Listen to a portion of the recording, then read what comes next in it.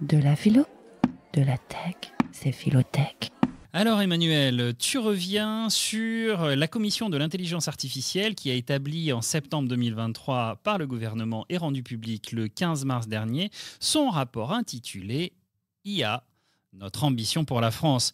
Et bien évidemment, tu l'as lu et je crois que tu voudrais éveiller notre esprit critique sur ce rapport. Et oui, 130 pages. Heureusement que c'est pas au format papier, sinon ce serait difficile de justifier l'abattage ne serait-ce que d'un arbre pour ce genre de document. Alors pour ceux qui ou celles qui ne l'ont pas lu, eh bien je dirais c'est pas grave. Au mieux, vous pouvez jeter un œil au sommaire et vous aurez une idée assez précise du contenu et de l'orientation du document. Je dis orientation parce que pour le coup, on est clairement dans un exercice de com et la vocation politique du document, elle est évidente. Ça commence par un certain nombre d'ailleurs de poncifs très contestables du type l'IA n'est pas nouvelle et date des années 50 ou elle est omniprésente dans nos sociétés, ou l'IA générative constitue un tournant majeur, ou encore, en France et en Europe, nous accusons un net retard. Alors maintenant, soyons sérieux. Réunir un line-up pareil pour ce genre de constat, je trouve que ça fait un peu riche. Un rapport sur l'ambition de la France en matière d'IA qui n'a lui-même aucune ambition, eh bien ça interroge. Ouais, tout ça, ça sent pas trop le scoop. Alors c'est le moins qu'on puisse dire. Il suffit de lire les 25 recommandations qui concluent le rapport pour comprendre qu'on n'est pas dans un travail inédit avec des idées et des perspectives novatrices. Par contre, c'est un bel exercice de rhétorique que nous envierait à n'en pas douter les fameux sophistes que Socrate s'évertuait à combattre. Aristote écrivait que ce qui fait la sophistique, ça n'est pas la faculté, mais l'intention. En l'occurrence, l'intention de créer de la confiance, de convaincre que l'IA est l'avenir de l'homme a écrasé la faculté. Dédiaboliser l'IA sans pour autant l'idéaliser, précise le rapport, dans une formule qui est d'une vacuité assez confondante.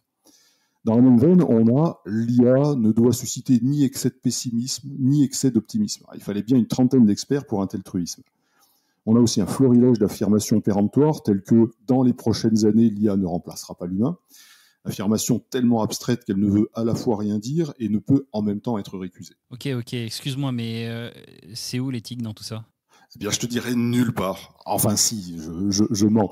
Elle est dans l'auto-évaluation de l'expertise des membres de la commission qui nous gratifie d'un joli tableau avec 5 champs d'expertise, dont un intitulé « Éthique, société et création » et pour lequel la commission estime avoir 23 experts. Alors cela étant, je ne vois pas le moindre expert en éthique dans la liste des membres, ni même un paragraphe sur l'éthique dans le rapport. À croire que c'est un non-sujet. Ceci dit, l'éthique, elle s'invite dans le contenu du rapport lui-même qui pose quelques problèmes à mon sens. D'abord avec la présence de Meta et Google dans la commission, mais surtout avec cet appel à, je cite, une mobilisation collective massive à former sans délai, massivement et en continu la population pour qu'elle adopte l'IA. Alors on est loin de l'invitation au questionnement, à l'esprit critique ou au débat sociétal. On est plutôt dans une logique d'acculturation au forceps par la formation de tous et à tout âge, comme l'indique le rapport, le tout avec, je cite, un objectif d'humanisme. Ok, bon, tout ça, c'est pas très réjouissant, mais rassure-moi, dans les 130 pages, t'as au moins un petit peu de positif. Bon, t'as raison, faut pas jeter le bébé avec l'eau du bain. Le rapport a au moins le mérite de proposer une synthèse, certes hyper orientée, mais somme toute assez complète. À mon sens, il est au moins utile aux néophytes qui y trouveront de quoi découvrir le sujet. Notamment la partie expliquant le fonctionnement de l'IA générative a le mérite d'être pédagogique. De la même manière, la partie sur le retard de l'Europe, même si elle n'a rien d'original, est éclairante.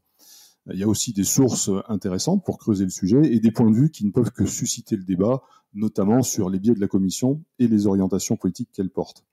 Cela étant dit, eh bien moi je reste perplexe sur son utilité et le public qui est réellement visé, qui ne me paraît pas vraiment être le gouvernement. Mais je suis encore plus sceptique sur la mobilisation d'un tel groupe de personnalités pour un résultat aussi peu convaincant. J'ai bien peur qu'on ait choisi la voie de ce que le philosophe québécois Alain Deneau appelait dans son livre éponyme « la médiocratie ». En matière d'esprit critique, on est loin, très loin, bien trop loin du compte. Fenchtech, kritische Geister für Tech-Ethik. Wow, eh ben oui,